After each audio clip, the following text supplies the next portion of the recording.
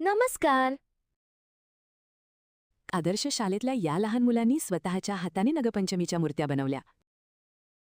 शाडूमातीपासून बनवलेल्या या सुंदर मूर्त्या घेऊन आज ही मुले देवगड जमसांडे बाजारात आली आहेत.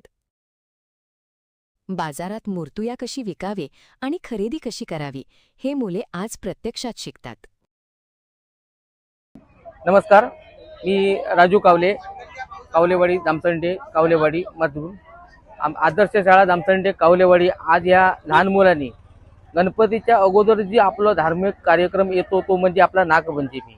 नागपंचमीच्या निमित्ताने आज आमच्या 1ली ते 7वी ह्या लहान चिमुकल्यांनी आज या नागपंचमीचा सण उत्साहाने आणि ते नागमूर्त्या स्वतः हातातून आपल्या शाडू मातीपासून आज त्या शाळेमध्ये एक उपक्रम राबवलेला आहे.